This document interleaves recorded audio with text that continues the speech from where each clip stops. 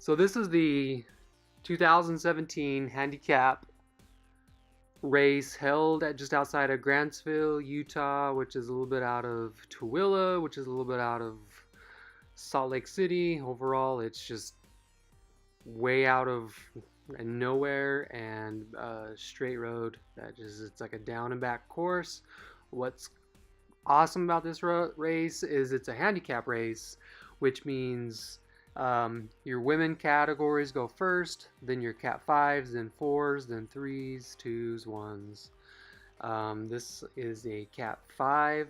I signed up for the Cat 5s. We started off with the like 9 minutes off of the women, and then the Cats 3s and 4s, they started about 7 minutes after us. I was the only person who's done a handicap race before. I did one last year, and nobody could get their stuff together. You could see me, we're trying to get I started telling everybody, let's start doing a rotational baseline, and this guy just totally wipes out right here. Not paying attention to his wheel. I felt bad for him. He got up and finished the race with the Cat 3s and 4s. We were strung out, I would say, a quarter of the race, and nobody could get their stuff together. We tried doing this rotational pace line. I kept telling everybody, I would go up to the front constantly and say, hey, let's rotate through. We need to get this pace going, or else these Cat 3s, 4s, we will get caught. And I just started pushing off the front, and as you can see, some people would come off.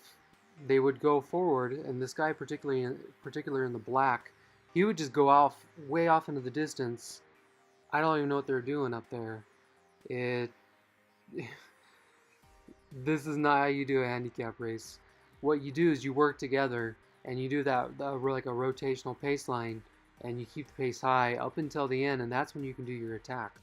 So we really just pushed the pace all the way back.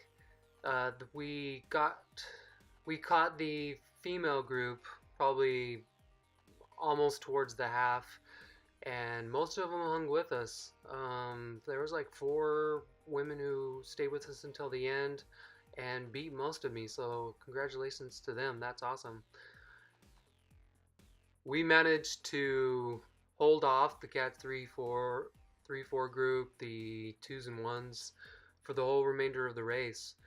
We were averaging like 30 miles an hour on the way back with that little bit of a tailwind, which is a little bit different story than last year. We got caught within like the first 20 miles. Overall success, we didn't get caught, and we're good to go. That's it.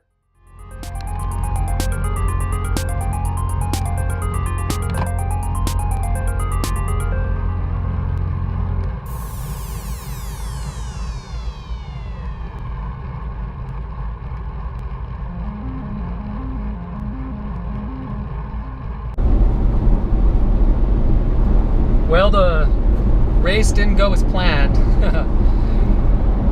With 1.5 miles to go, I did an attack. The reason why I did an attack was because there was a ton of Zone 5 guys took up the front end, and I thought maybe I could put a dent into them if I attacked, and some of them went with me, and then I can hurry up and drop off. I don't know what I was thinking, but a couple guys went with me. One America First guy went with me, and we lasted a good minute or two before I just fell back to the group. And then I was just kind of boxed in a little bit right up until the end. I think overall, maybe 10th through 20th, something went wrong with the race to where they couldn't tell who passed when. And unfortunately, my GoPro didn't catch the end. I feel I did pretty well. I was feeling pretty good up until the end. It's just a learning process, so I mean, I had fun. That's a good thing, right? So a quick breakdown of this race that I just completed. It was flat for the most part. I mean, there was only 950 feet of elevation gain over 60 miles. I was within the Cat 5s. For nutrition, I've been kind of using these Laura bars. I mean, it's simple ingredients. It has natural sugars that I'm looking for. I knew it's going to be a flat and fast race, and I'm going to be putting out some hard efforts. So I thought it's going to be more of that muscular endurance. So I went with a little bit more of sugars. I just had waters. I almost thought about having a third water bottle, but with the temperature, I mean, right now it's 60 degrees. When we started, it was like 45. So I only had 2 water bottles, and I only went through one. And I should have drank more. But yeah, I went through, I had 2 Laura bars. I had to remind myself, because I didn't have anything up until like halfway through the race.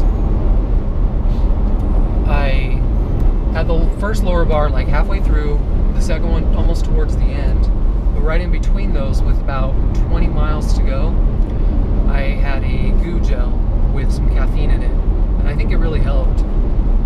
This morning, what I ate for breakfast actually was McDonald's, but I had 2 of those. A banana right before the race. Don't hate on me, but I had like a 24-ounce sugar-free Rockstar. I know, I don't judge. I was fine. No cramping, no stomach pains or anything. I got a dry mouth now. I know I got to drink some water because I got a full water bottle here to finish.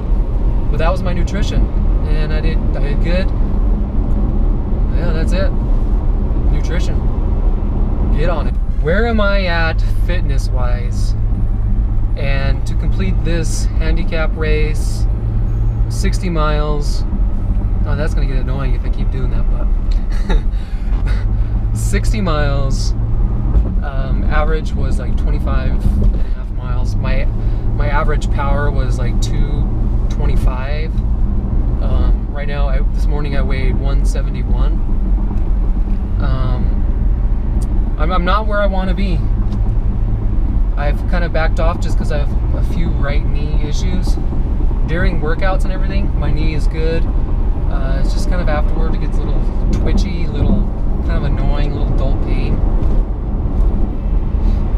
So I've been paying attention to that, giving myself a ton of recovery, which means I'm not getting a lot of workout training stress throughout the week as much as I should be doing.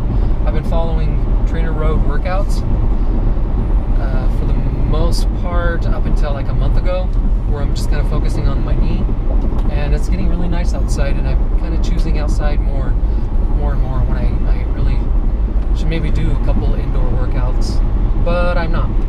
So this week I did just an all-out hour effort on Wednesday. I biked to work on Thursday, which it was like 15 miles total, just at like an endurance pace.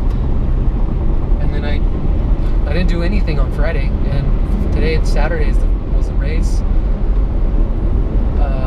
So yesterday was more like a do-nothing rest day. It's working out for me now, since I'm really trying to peak for Tour of Park City, which is coming mid-August. I'll try and probably focus a little bit more on an indoor workout, just building my TSS gradually up until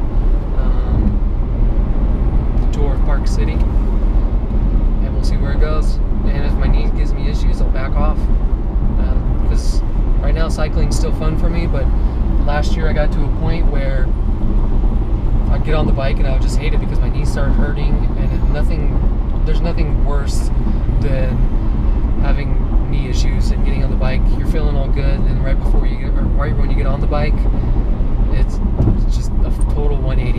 You hate life. Not this year though, so